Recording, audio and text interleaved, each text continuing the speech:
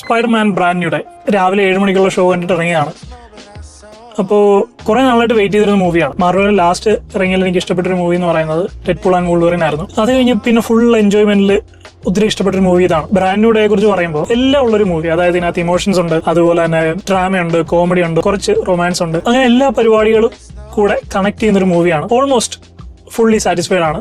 പിന്നെ എനിക്ക് ആപ്പാട് ഒരു ചെറിയൊരു ഡിസപ്പോയിന്റ്മെന്റ് തോന്നിയ ഇതിനകത്തൊരു PCS ഉണ്ട്. നമ്മൾ അത്രയും നേരം ആ ഫുള്ള് ക്രെഡിറ്റ് പോകുന്ന ഒരു വെയിറ്റ് ചെയ്തിരുന്നിട്ട് കാണുന്നതിന്റെ അതിന്റെ ഒരു ഔട്ട്പുട്ട് കിട്ടിയില്ല. ഡിസപ്പോയിന്റിംഗ് ആയിട്ടുള്ള PCS ആയിരുന്നു. പിന്നെ ഇതിനും പറഞ്ഞ സ്പൈഡർമാൻ ഫ്രാഞ്ചൈസി വെച്ച് നോക്കുമ്പോൾ Homecoming, Far From Home, No Way Home, ഇതൊക്കെ വെച്ച് നോക്കുമ്പോൾ ചിലപ്പോൾ നിങ്ങൾക്ക് ചില ആളുകൾക്ക് അത്രത്തോളം ഇഷ്ടപ്പെടണമെന്നില്ല, അത്രത്തോളം ഇമ്പാക്ട് ഉണ്ടാവണമെന്നില്ല. പക്ഷേ എനിക്ക് 100% ഇഷ്ടപ്പെട്ടു. അതുപോലെ തന്നെ എനിക്ക് ശരിക്കും എൻജോയ് ചെയ്യാൻ പറ്റി. ഒരുപാട് നല്ല സീൻസ് ഉണ്ടായിരുന്നു, ഒരുപാട് ഇമോഷണലി കണക്ട് ചെയ്യുന്ന സീൻസ് ഉണ്ടായിരുന്നു, അതുപോലെ തന്നെ ഫണ്ണി ആയിട്ടുള്ള കുറെ സീൻസ് ഉണ്ടായിരുന്നു. പിന്നെ നിങ്ങൾ ഇതിന്റെ ട്രെയിലറിൽ കണ്ട പോലെ തന്നെ ഓർഗാനിക് വെബ് ഡെവലപ്പ് ചെയ്യാനുള്ള ഒരു കേപ്പബിലിറ്റി ഒക്കെ സ്പൈഡർമാൻ അത് വരുന്നുണ്ട്. ആ ഒരു സംഭവം ഇതിനു മുമ്പുള്ള ഇതിന്റെ 3 പ്രീക്വലുകളെ അപേക്ഷിച്ച് ഒരു വ്യത്യസ്തമായിരുന്നു, ഒരു വ്യത്യസ്തമായിട്ടുള്ള ഒരു കൺസെപ്റ്റും കാര്യങ്ങളൊക്കെ ആയിരുന്നു. പിന്നെ മലയാളം വേർഷനും ഉണ്ടായിരുന്നു, ഇംഗ്ലീഷ് വേർഷനും ഉണ്ടായിരുന്നു. ഞാൻ ഈ തമിഴ്, ഹിന്ദി, ഇംഗ്ലീഷ് മൂവീസ് ഒക്കെ ഇറങ്ങുമ്പോൾ അത് ഒറിജിനൽ ലാംഗ്വേജിൽ മാത്രമേ കാണാറുള്ളൂ.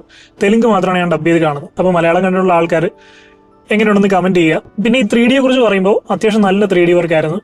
ഒരുപാട് എക്സാജുറേറ്റ് ചെയ്തൊന്നും ഇല്ലെങ്കിലും ഒരു ഡീസെന്റ് ആയിട്ടുള്ള 3D വർക്കായിരുന്നു. ഒരുപാട് 3D മൊമെന്റ്സ് നമുക്ക് തരുന്ന സീൻസ് ഒന്നുമില്ല, എന്നാലും അത്യാവശ്യം ഉള്ളത് നന്നായിട്ട് ചെയ്തിട്ടുണ്ട്. പിന്നെ സാഡി സിംഗ് എന്ന് പറയുന്ന ആക്ട്രസ് ഒരു സസ്പെൻസ് ക്യാരക്ടറിനകത്ത് ചെയ്യുന്നുണ്ട്. ആ ക്യാരക്ടറിന്റെ പേര് ഞാൻ പറയുന്നില്ല, ആ ആക്ട്രസിനെ കുറിച്ച് പറയാം. കാരണം ഈ ഒരു പടം പറയുമ്പോൾ ആക്ട്രസിനെ കുറിച്ച് പറയണം. അവർ നന്നായിട്ട് ആ ഒരു റോള് കൈകാര്യം ചെയ്തിട്ടുണ്ട്. വളരെയധികം എന്താ പറയുക, നമുക്ക് ഇമോഷണലി കണക്ട് ആവുന്ന രീതിയിൽ തന്നെ നല്ല രീതിയിൽ ആ ക്യാരക്ടർ സാഡി സിംഗ് ചെയ്തിട്ടുണ്ട്. സ്ക്രീനിൽ കാണാൻ തന്നെ നല്ലൊരു പ്രസൻസും നല്ലൊരു ഭംഗിയുണ്ടായിരുന്നു അവരെ കാണാൻ. അതുപോലെ തന്നെ ആ ക്യാരക്ടറും നന്നായിട്ട് ചെയ്തിട്ടുണ്ടായിരുന്നു. പിന്നെ ജോൺ ബെന്താല ചെയ്ത ഫ്രാങ്ക് എന്ന് പറയുന്ന ക്യാരക്ടർ, ഫ്രാങ്കിനെ നിങ്ങൾക്ക് അറിയാം, പണിഷർ, ഡേ ഡെവിൾ സീസൺ 2 2016 ഇറങ്ങി. അതുപോലെ തന്നെ punisher season 1, season 2, day devil born again, punisher 1 last kill. അപ്പൊ ഇങ്ങനെയുള്ള ഒരുപാട് സീരീസിൽ വന്നിട്ടുള്ള ക്യാരക്ടറാണ് ഈ പണിഷർ അല്ലെങ്കിൽ ഫ്രാങ്ക് എന്ന് പറയുന്ന ക്യാരക്ടർ. ഇതിനകത്ത് പണിഷർ നമ്മളെ വളരെയധികം ഇമോഷണലി കണക്ട് ചെയ്യുന്നത്, നമുക്ക് ഒരുപാട് ഇഷ്ടം തോന്നുന്ന ഒരു ക്യാരക്ടറായിട്ടാണ് പണിഷർ വന്നിരിക്കുന്നത്. ജോൺ ബെന്താലും നന്നായിട്ട് ചെയ്തിട്ടുണ്ട്, എനിക്ക് ഒരുപാട് ഇഷ്ടപ്പെട്ടു. കുറെ ഫണ്ണി ആയിട്ടുള്ള മൂവ്മെന്റ്സ് അദ്ദേഹത്തിന് കാണാൻ പറ്റും. അതുപോലെ മാർവലിന്റെ തന്നെ ഡെഡ്ലിയസ്റ്റ് നിഞ്ച ഓർഗനൈസേഷൻ ആയിട്ടുള്ള ദ ഹാൻഡ് എന്ന് പറയുന്ന ആ ഒരു ടീം, ആ ഒരു നിഞ്ച ടീം അവർ ഇതിനകത്ത് വരുന്നുണ്ട്. പക്ഷേ നിങ്ങൾ ട്രെയിലറിലൊക്കെ കണ്ട് എന്തോ അവർക്ക് ഒരുപാട് റോൾ ഉണ്ടെന്ന് വിചാരിച്ചൊന്നും പോകരുത്.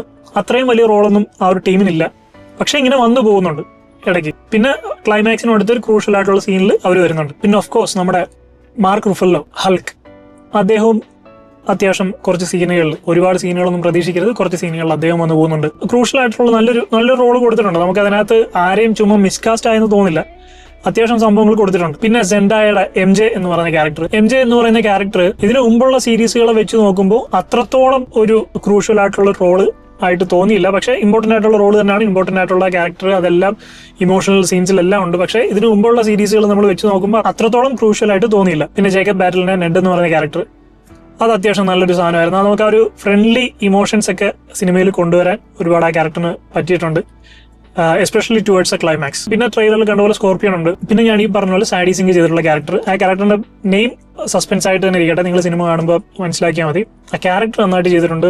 And finally Spiderman himself, Tom Holland. അവസാനത്തേക്ക് പറയാമെന്ന് വിചാരിച്ചാണ് ടോം ഹോളണ്ടിനെ വെച്ചത്.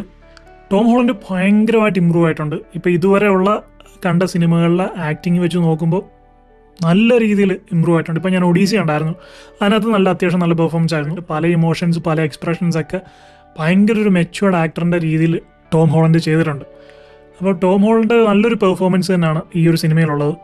പിന്നെ എനിക്ക് വേറൊരു സിമിലാരിറ്റി തോന്നിയത് MJയുടെ കാര്യത്തിലാണ്. നിങ്ങൾക്ക് ആർക്കെങ്കിലും തോന്നിയോന്നറിയില്ല, സെൻഡായ MJ ഇതിനകത്ത് കാണാൻ മൃണാൾ ഠാക്കൂറിൻ്റെ നല്ലൊരു സിമിലാരിറ്റി എനിക്ക് തോന്നി. പല ആംഗിൾസിൽ, പല സീൻസിൽ, പല എക്സ്പ്രഷൻസിലൊക്കെ മൃണാൾ ഠാക്കൂറുമായിട്ട് നല്ലൊരു സിമിലാരിറ്റി എനിക്ക് തോന്നി. അപ്പോൾ നിങ്ങൾക്ക് ആർക്കെങ്കിലും അങ്ങനെ തോന്നിയിട്ടുണ്ടോ എന്നറിയില്ല, തോന്നിയിട്ടുണ്ടെങ്കിൽ അതൊന്ന് കമന്റ് ചെയ്യാം. ടോട്ടലി നല്ല എൻഗേജിംഗ് ആയിട്ട് കണ്ടിരിക്കാൻ പറ്റിയ ഒരു അടിപൊളി മാർവൽ മൂവി തന്നെയാണ്. മാർവൽ ഫാൻസിനൊക്കെ എസ്പെഷ്യലി ഒരുപാട് ഈ സിനിമ ഇഷ്ടപ്പെടും. അല്ലാതെ നോർമൽ ഫാൻസിനൊക്കെ അത്യാവശ്യം നല്ല രീതിയിൽ തന്നെ ഇഷ്ടപ്പെടുന്ന ഒരു സിനിമയാണ്. അങ്ങനെ കുറ്റം പറയാനും മോശം പറയാനും ഒന്നും തന്നെ ഇല്ല. ഒരു നല്ല ഗുഡ് വാച്ച് ആണ് മൂവി. എൻ്റെ ഒരു അഭിപ്രായത്തിൽ ഇംഗ്ലീഷ് അത്യാവശ്യം മനസ്സിലാകുന്ന ആൾക്കാർ ഇംഗ്ലീഷിൽ തന്നെ കാണുക. ആ ഒരു ഒറിജിനാലിറ്റി കിട്ടും, ആ ഒരു ഇമോഷൻസ് കൂടുതൽ കണക്ട് ചെയ്യാൻ പറ്റും. മലയാളം ഡബ് എങ്ങനെയുണ്ടെന്ന് എനിക്കറിയില്ല, കണ്ടിട്ടുള്ള ആൾക്കാർ മലയാളം ഡബ് എങ്ങനെയുണ്ടെന്ന് പറയുക. സോ ഫോർ മീ ഒരു അടിപൊളി സിനിമയായിരുന്നു. എനിക്ക് ഫുള്ളി സാറ്റിസ്ഫൈഡ് ആണ് ഈ സിനിമ. ആകെപ്പാടൊരു ഡിസപ്പോയിൻമെന്റ് തോന്നിയത് ടുവേർഡ്സ് ദ എൻഡ് PCS വന്നപ്പോൾ അത് ആ പോസ്റ്റ് ക്രെഡിറ്റ് സീൻ കാണാൻ വേണ്ടി അത്രയും വെയിറ്റ് ചെയ്ത് ഇരുന്നതിന് അത്രയും വർത്ത് ആയിട്ട് തോന്നിയില്ല. So anyway, A good movie, ഒരു അടിപൊളി പടം.